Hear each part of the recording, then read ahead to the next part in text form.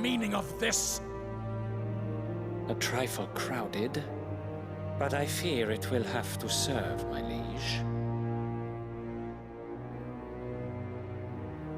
Very well. My colleagues, do you not see? The king!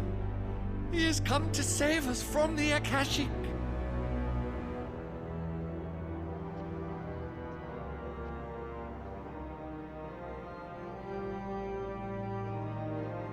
He is a gift from the heavens, divine intervention, our very salvation. And of course, if it is compensation he requires, we would be most willing to negotiate a fair price for services rendered. Fools! Your ignorance unbecomes you. Your Majesty, correct me if I'm wrong, but I would swear that the fiends washing the cobbles of Canva with the blood of her citizens wear the colors of Waloed. Ha! So you do not deny it. Guards, fetter them, and see our guests to the dungeons!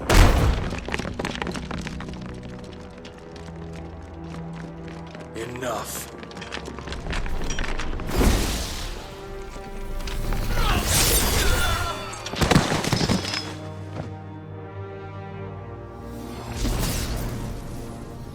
Pathetic creatures.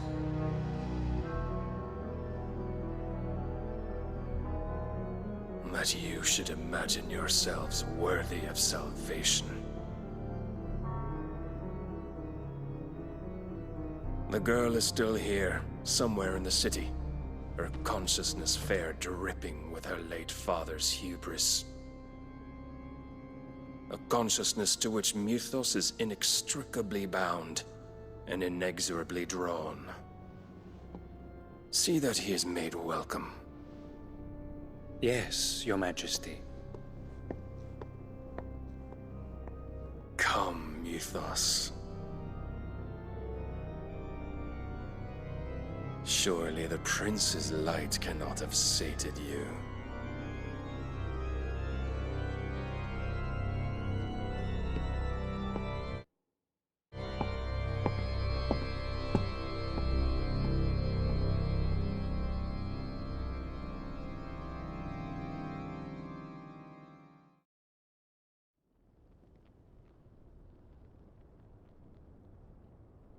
So then, how long has Waloed been under Ultima's control?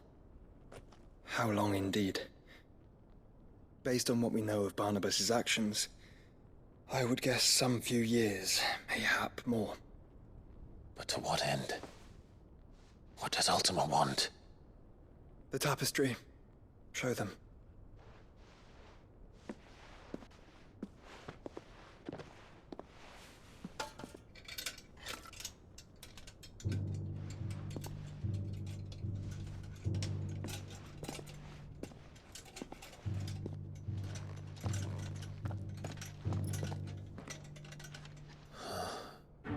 By the flames. Phoenix Gate, Drake's Breath, and now here. But what is it? It is old, ancient, even. Naught remains of the faith it represents, save what can be gleaned from the image itself. None could tell me what the one in the apothecary meant, even the Undying. But I believe it may be the key to discerning Ultima's purpose. That figure in the center, the one beneath whom the icons congregate, that I believe to be Ultima. He is a god, or at least godlike, his very existence beyond our ken. The icons, and by extension their dominance, are meant to be his subjects, and while some, like Barnabas, have accepted this role, others have rejected it, like you, Clive, which is rather inconvenient, as it appears he needs you most of all. And gods don't like to be disobeyed. No, I don't suppose they do. Clive, may I tell Yote of the lake? By all means. Yote, I will be accompanying my brother to the Free Cities. Whilst we are afield, I would have you watch over those Clive has made his wards. Omielos delan tuisag ilith. Though well concealed, the hideaway lacks trained fighters to defend its occupants should they be discovered. But it is my duty to... As it has ever been my brother's duty, remember. If that is your wish, Your Grace. But please be safe. If aught were to befall you, You have my word.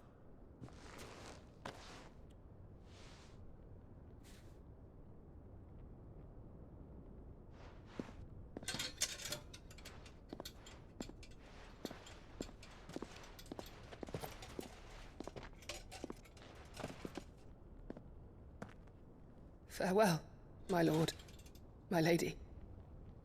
We are in your debt, Yode.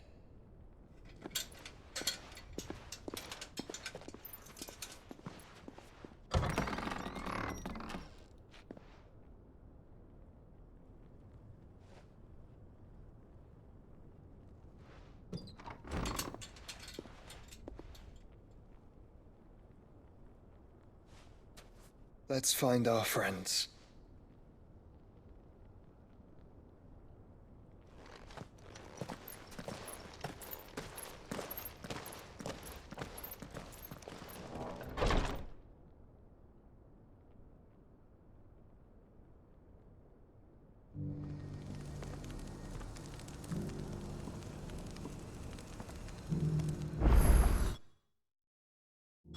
It's plain she cares for you very deeply. And I her, which is why I had to let her go. Heed her call. Is that blade for hire, perchance? Because I have a mind to make a killing. Figuratively, I hope. Well, yes and no. A passing caravan carried with it a rumor most fortuitous for one in my trade, that an elder Dread Evis had been sighted in the fields of Korava. Dread Evis are aggressive beasts. Compelled as they are to acts of violence, few survive to maturity, but those that do develop a hide of phenomenal value. A hide you want to sell? Eventually, yes. Though I would have it tanned first that it might be crafted into marvels the likes of which the world has never seen. Dread Evis skin is a rare thing indeed. But the worked hide of a well-aged beast, now that would fetch such coin that Gilbert himself might weep with envy. Bring me that beast's skin, and I will share with you the bounty of our combined labors. All right. I'll hunt your Evis. Of course you will. When one lives in such troubled times, it is a fool who lets opportunity slip his grasp. Leave Tabor through the east gate, but take the path that branches west. Once you reach the checkpoint at Tovany, you are a mere stone's throw from the fields of Korava. I eagerly await your safe, and above all, triumphant return.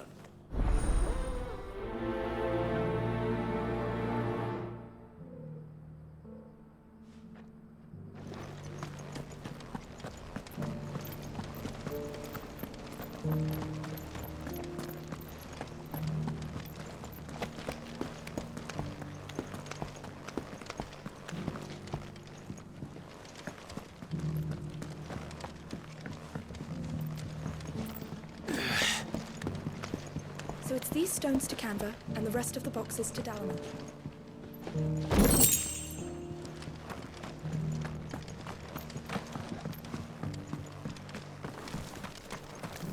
Why won't the sky go back to how it was? I don't know. That Cyril fellow's an odd fish, don't you think? Well, scholarly source I can use.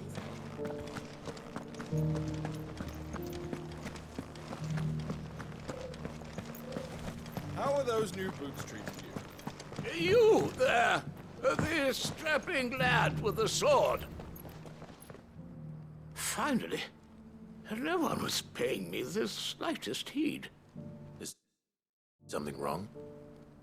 At the university, the students would hang on my every word. Sadly, this far from home, I'm just a vagrant greybeard. The university? You're a scholar. A specialist in ancient cultures. The most accomplished in all Valisthea, some have said. Not that I look the part in these tattered rags. In my heyday, no obstacle could have kept me from my studies. Yet here I am, a wizened windbag, bested by the many steps of Tabor. The answers I seek lying just beyond my enfeebled reach. Would you do an old man a kindness and brave the stairs in my stead? You'll be amply rewarded, of course. Climb the stairs and... And memorize a few inscriptions for me, assuming you know your letters, that is. Some courteous soul is rumored to have carved clues to Tabor's rich history into stones dotted about the village. 3 of them, to be precise. One each to the north, south, and east. I'm here in the hope that those carvings might shed light on a riddle I've been pondering for some time. Namely, the otherwise undocumented origins of Tabor's unique people.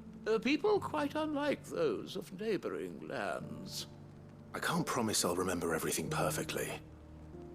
Remember what you can. I'll piece together the rest. Make for the domed pavilions, and you'll have no trouble finding the stones.